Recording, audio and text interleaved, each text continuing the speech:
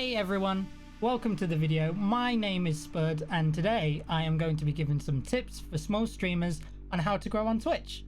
Now, there's a lot of advice out there already, but it can be hard to tell sometimes what is good advice and what is bad advice. So what I'm going to do today is give you some tips which I have found helpful during my time as a streamer. Now, first things first, I'd like to say this is not a grow fast on Twitch video, because there is absolutely no formula out there on how to instantly become big and famous on Twitch. Otherwise, we would all be doing it. But what this will do is bring up some common misconceptions and help you fix any issues with your streams that may be stunting your growth as a streamer.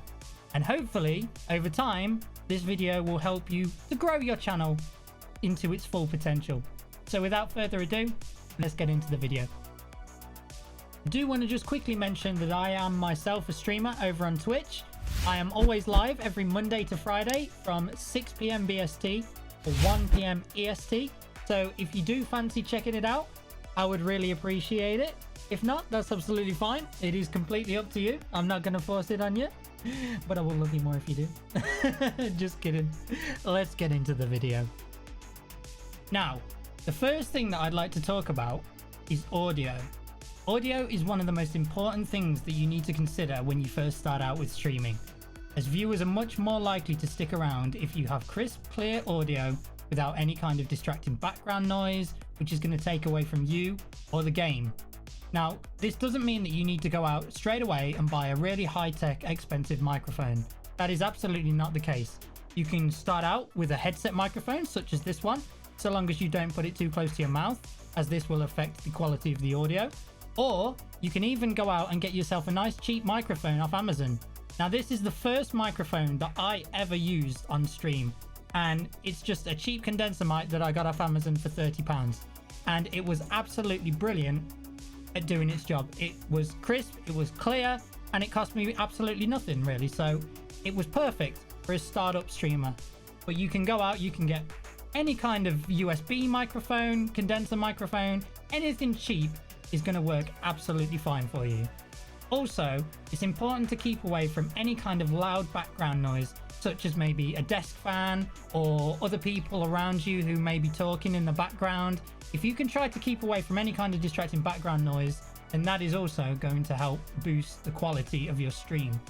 If you are streaming from a PC, then you could go in and play around with the audio settings, or even get yourself a nice virtual audio mixer.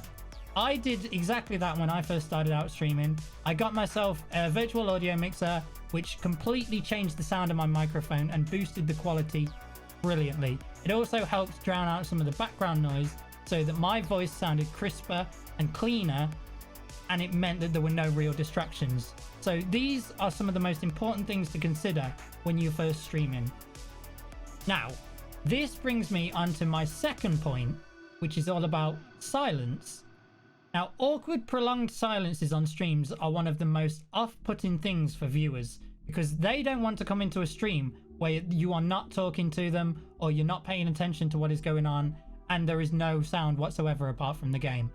Viewers don't want to see that. They want to be engaged. They want to listen to you.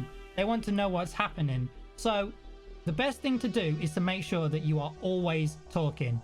Always keep your eyes on the chat, so that as soon as anybody types anything in there, you can engage with it and respond to it.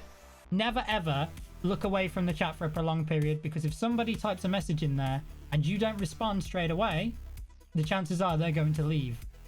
And if the chat doesn't happen to be very busy at any point, make sure to always be talking maybe about the game or something interesting that's going on with you. Anything to fill those silences, because viewers will feel more engaged by hanging on to your words rather than just listen to silence. Another thing that you can do to avoid any prolonged silences on the stream is try playing some background music. Now, this can be really helpful to the stream, as it will add some atmosphere that the viewers will enjoy. And it means that you may not have to constantly talk throughout the entire stream, because at least if there is a period where you aren't speaking as much, there is still something playing for the viewer to listen to. Now, when you do this, you need to make sure that you are using copyright-free music, as playing any kind of licensed music on your stream could land you in trouble and get you a copyright strike, or end up with your stream being taken down, or eventually, if you do it enough, it could lead to you getting banned, which of course is the last thing that we want. There is plenty of copyright-free, license-free music that you can play on your stream. Take my video right now, for example. You can hear the music in the background. I am currently listening to some copyright-free stream beats which were made just for streamers and content creators to use safely, in the knowledge that this video is not going to get taken down. Now, I will leave a link in the description so that you can get a hold of these stream beats, or if you want, if you have access to something like Spotify or Apple Music, then you may be able to find some of your own. Now, if you're not as used to talking a lot, or if your chat isn't as active as you were hoping, try practicing offline. Record yourself just talking like I am right now. Maybe play a game and just talk over it, explain what's happening in the game. Just anything that you can do to practice talking so that you will get more used to doing it on stream. Because once you've done it, the more you do it, then the easier it will become, the more natural it will become. And everything will seem a lot easier when you come to do it on the stream. Tip number 3 is to make sure that you play games that you enjoy. Now, there are big games out there, and there are games that are relatively unknown. But make sure that the games that you choose to play are the ones that you enjoy. You don't have to play the big popular current games if you don't enjoy them. A viewer is much more likely to vibe off of the stream if they can see that you're having a good time and you're enjoying what you're actually playing. If you're playing a game that you're not going to be enjoying, then it's not going to be a good experience for you or the viewer. So always make sure that you play any kind of game that you are going to have fun with, and the viewer will have fun in the same way. Now, tip number 4 is all about the viewer count. Now, most things these days, such as your stream dashboard, your OBS, your overlay on your console, they will tell you how many people are currently watching your stream. Now, my advice is to turn this count off. Whatever you may be using, turn it off. Because if you see less people in that viewer count than you were hoping for or expecting, this can have a negative effect on your mood, which can then change the whole complexion of the stream. And the viewers are going to notice that, and they may end up leaving because of it. And on the flip side, if there are more people in there than you were expecting, this can then make you feel a lot more pressure to perform during the stream, which again is going to have a negative effect on the overall level of the stream, and is going to be quite off-putting to people. I myself have turned the view count off on my stream, so I never know how many people are in there, and it has been the most relieving thing to have done, because it's taken a lot of weight off my shoulders. I can just sit back, relax, concentrate on the stream, concentrate on the content and the gameplay without having that hanging over my head at any given time. So my advice to you is turn that viewer count off, see how you feel. You may not like it, you may want to put it back on, but for most people that I have spoken to about it, they believe that since they turned the view count off, they felt a lot more relaxed while they've been streaming. It's been a lot less pressure, and that means that you can just flow with the stream and everything will feel a lot more natural and composed. So I would definitely give that one a go as well. Wait, what number tip are we on now? 5? Number 5. Tip number 5. Let's just go with that. Tip number 5. Find yourself a nice little community to be a part of. Now, if you're just starting out as a streamer, the chances are you may not know many other streamers or gamers. So if you can find a nice little community to be a part of, that will help you get more interaction with people. You could make some great friends with like-minded people, and they are going to be more likely to support you, and you will enjoy yourself. Maybe find some people to game with, some people to chat with, and you will be able to help each other grow a little bit. It is the perfect way to start yourself off when you were a small streamer. All right, my next tip can be incredibly helpful, and it is watch your own streams. Now that might sound a little bit weird, but just bear with. So Twitch has the ability to record all of your VODs once you finish streaming. So what you should try doing is watch one of them back, because the best way to learn about how you are as a streamer is to watch your own stream. You'll be able to then see anything that you may find as a viewer that you didn't enjoy or didn't like, and you will then be able to work on fixing that for the next stream. It's the best way of picking up on anything that you may be doing wrong, because you can actually analyze it being a viewer yourself, and then you will see what people are going to be looking for and thinking when they watch your streams. So you should always try watching your streams back yourself, especially if you've been streaming for a while. Go back and watch some of your first streams and then try watching some of your most recent streams and have a look at what you've been doing differently and see how you've improved over time and what you can still improve even more. And the more you keep doing that, the more you learn about how you are as a streamer and a content creator, then it's going to help you to adapt and overcome any kind of issues that you have. So far, all of the tips in this video have been about your streams and what you can do to improve them as you go along to gain viewer retention.